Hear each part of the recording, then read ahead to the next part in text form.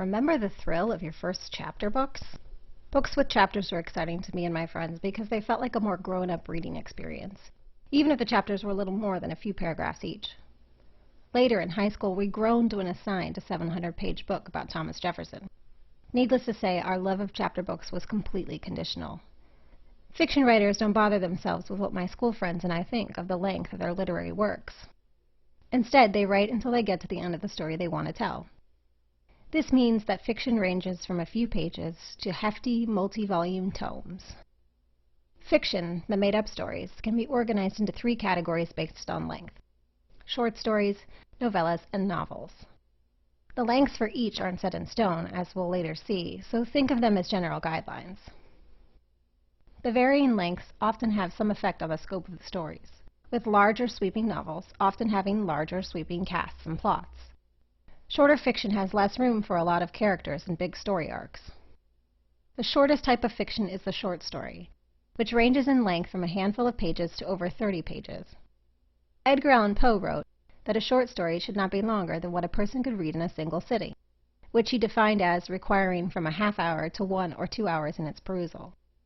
Poe should know what he's talking about. He wrote well-known stories like The Telltale Heart and The Fall of the House of Usher.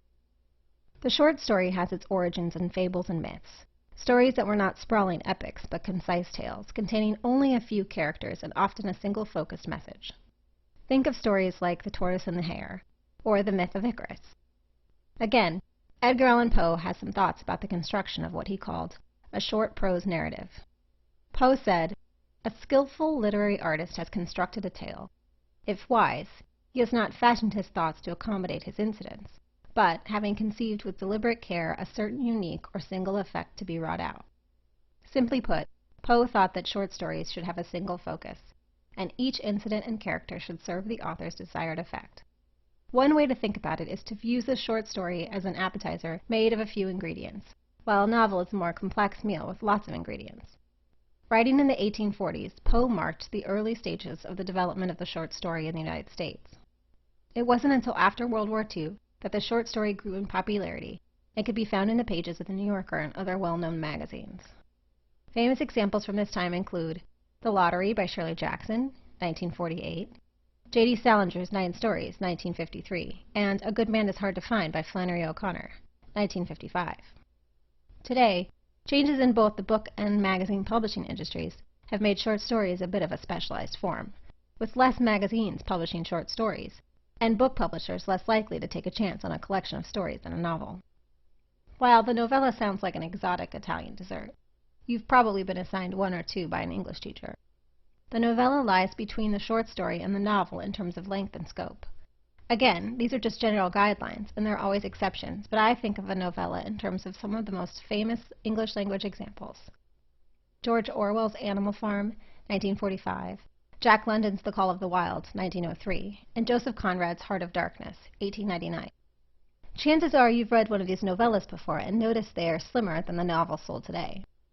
Different in terms of content, all 3 of these novellas have plots that can be summed up succinctly, and teachers love them because they deal with meaty topics and themes like communism and allegory, Animal Farm, colonialism and savagery, Heart of Darkness, and returning to nature, The Call of the Wild. The type of fiction that gets the most attention these days, the novel, is the longest of the 3 types of fiction.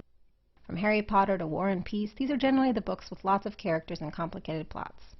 There's no set word count to be considered a novel, but the current publishing standard is somewhere between 70,000 and 100,000 words. Go into a bookstore and you'll see that there is a fiction section and a non-fiction section. The fiction section is usually further divided into more categories.